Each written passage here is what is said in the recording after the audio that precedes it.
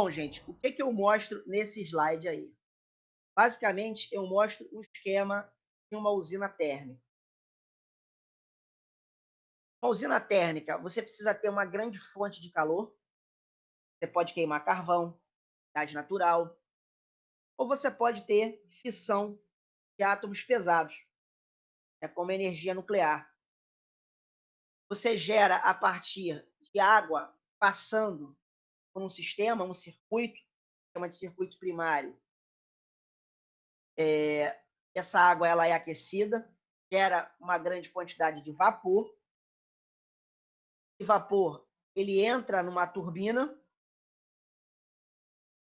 Essa turbina ela gera eletricidade que se conecta com a rede, com as torres de transmissão.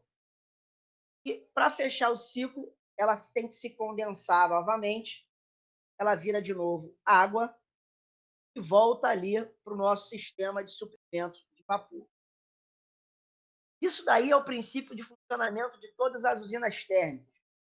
Para quem é físico, engenheiro mecânico, todos os ciclos, tem ciclos diferentes aí que você pode ter. Felizmente, a gente nem se aproxima de um ciclo de Carnot. O rendimento térmico de uma usina nuclear fica em torno de 30%.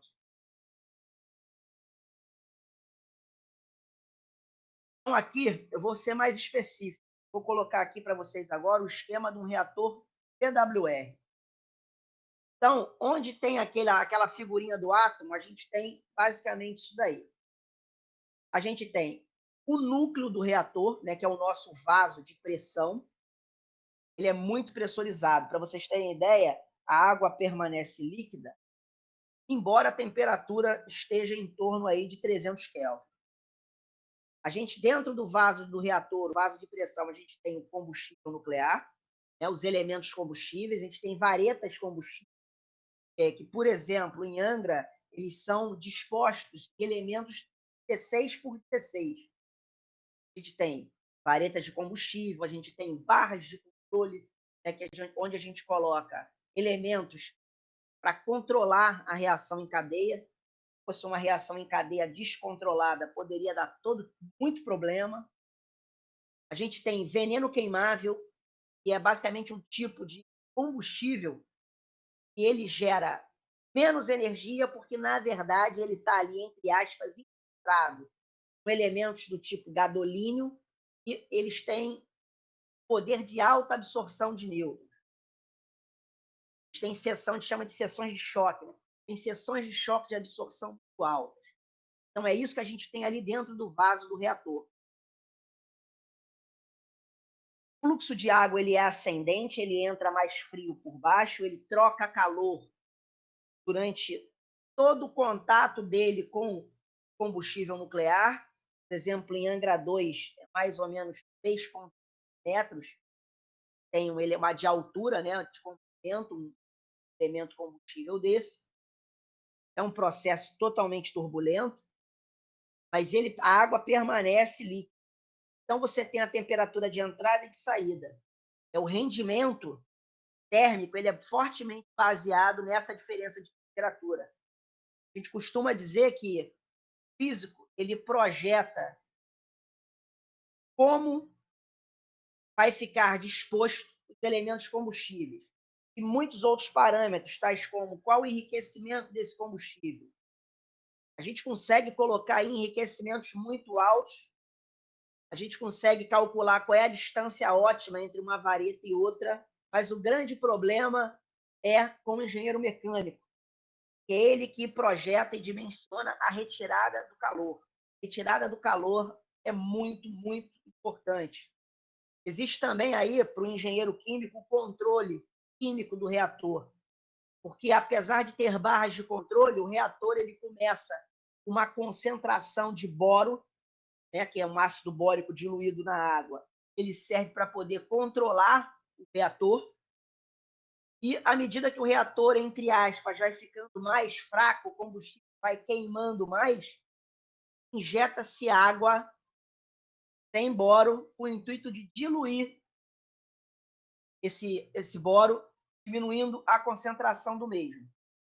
Então, a gente tem emprego aí para o físico, para o mecânico, para o eletricista, depois vai lá trabalhar na parte de transmissão. Tem uma subestação dentro da central nuclear própria, tanta energia que é gerada, você nem deixa sair para a rede com tanta energia. A redução de tensão já é feita numa subestação dentro da própria central. Falando ainda dentro do prédio ali da contenção, a gente tem o pressurizador, né, que é responsável por pressurizar todo o circuito primário, que é esse circuito amarelo, mantendo a temperatura em torno de 300 Kelvin, sem a água entrar em ebulição. A gente tem aí o gerador de vapor, por exemplo, em Angra 1 ele já foi até trocado, é o gerador de vapor, onde tem uma espécie, se chamar de serpentina seria muito simplório, mas é onde você tem trocas de calor entre o circuito primário e o circuito secundário. O circuito secundário vai aquecer, vai gerar vapor de forma a acionar a turbina. Então, basicamente, esse é o esquema de um reator PWR, a tecnologia que o Brasil escolheu para poder levar a cabo aí o seu programa nuclear. Países mais desenvolvidos que a gente, como Japão, Estados Unidos e França, esses podem se dar ao luxo de desenvolverem e utilizarem mais de uma tecnologia. Tem, por exemplo, desses países que eu citei, reatores do tipo BWR, onde o B é de boiling, ou seja, você não tem pressurizador e a água ela fica fervente o tempo todo. Por exemplo, o reator de Fukushima era do tipo BWR. Como ele não precisa ter um sistema pressurizado, a contenção desse tipo de reator, é infinitamente mais frágil.